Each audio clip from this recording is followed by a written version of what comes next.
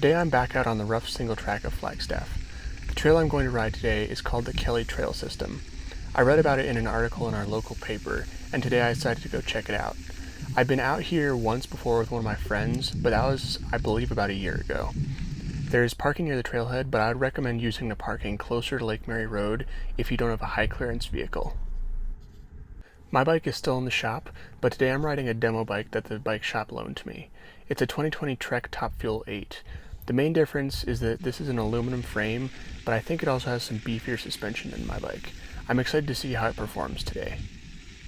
I parked in the closer parking lot and started out on the dirt road up to the trailhead. This hill is the main reason why a high clearance vehicle is needed, mainly because it's full of ruts and holes. After that hill, I went past the other parking spot and onto the trailhead. These trails are primarily designed for motorbikes, but also for nutty mountain bikers like me. If you ever do come out to these trails, keep an eye out for dirt bikes, but you should be able to hear them long before you see them. I have to say, these plus-size tires are awesome on this sand. The loop that I decided to check out today started with a climb that I definitely remembered from last time I was here. My friend and I are riding older hardtails, so this climb was tough. Today though, I'm riding a very capable feat of modern engineering, so I was totally fine on this climb. Except for one spot, where I was in too high of a gear for one of the rocks, so I couldn't make it up the rock. I kind of awkwardly fell over and landed in some grass. After that short climb, the trail flattens out for a brief stretch before it drops into the best part, at least in my opinion. This stretch is an alternating up and down chunk that is pretty rocky and incredibly fun to ride. I was going fast on these downhill rock gardens, and the suspension on the bike was smoothing out the ride considerably. This demo bike has a different rear hub than my bike, which is why you can hear that buzzing noise in the background. The rear hub is important because it is the reason I can coast on the downhill and then engage the pedals on the uphills. Inside the hub, there are a pair of metal rings with teeth that lock together, but then also let the hub move in one direction only. They are kept pressed together with a pair of springs on the outside of the rings. These rings are how the drivetrain engages when I am pedaling, and then allows it to move freely when I'm coasting on the downhills. Alright, so currently I'm about 2 miles in. This has been a blast so far. So I'm going to keep going. It looks like I might encounter a forest road in the next few miles or so. If that happens, I'm going to check the map and just sort of go from there. But yeah, this has totally been worth it. The trail then began to drop more quickly, and there was a lot of short, steep, rocky stretches. They got increasingly tricky as I went down further. One reason that this bike handled so well on these rocky descents is because it is designed as an enduro bike instead of a more cross-country style bike. An enduro bike is optimized for riding downhill well, but also for a moderate amount of climbing. These bikes have to be able to climb because in an actual enduro race, the racers have to climb to the top of each stage, so the bikes have to have some climbing capability. During an actual enduro race, the racers are only timed on their downhill times, so when they ride between stages, that is not part of their overall time for the race.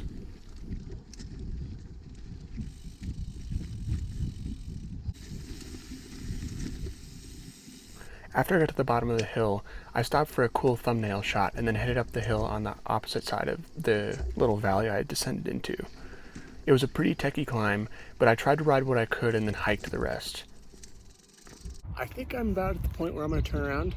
There's just a crew of about 20 dirt bikers just went past. They think there might be a couple more, so I'm going to wait for another few minutes and see if there's anybody else coming, but I think everybody went past. The bike has been holding up really well. I'm a little surprised about how well it's doing. Definitely the best part is this view, because you got Lake Mary Road right there, and then the mountains right there. So yeah, this is really cool. It's one of those things that you learn really, really fast when you get clipless pedals, is how to bail quickly, because you got to be able to do that if you get into a sticky spot.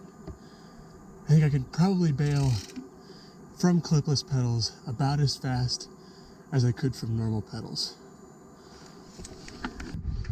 Alright, this should be the start for a really nice downhill back to the forest road. I have to say, the big hill that I went up was a lot more interesting going down. This is where the slightly beefier suspension and thicker tires made a huge difference. The bike was just eating up all the rocks and drops like they were nothing.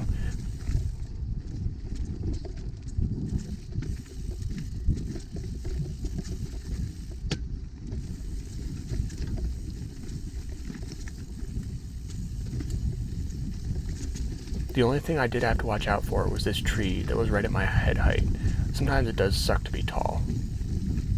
I've only ridden on these dirt bike friendly trails once before, and that was up on the Fort Valley trailhead where I rode on the Twisted Sister to Lower Moto.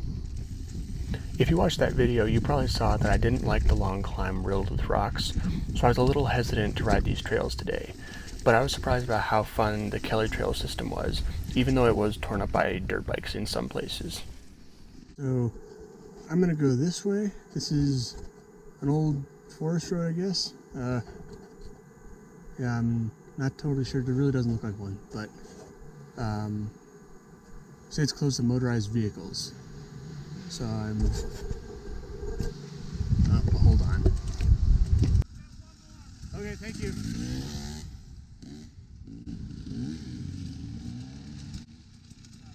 Thanks.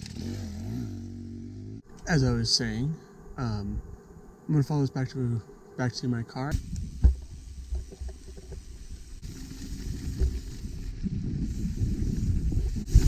Oh yeah, this is totally closed to motorized vehicles.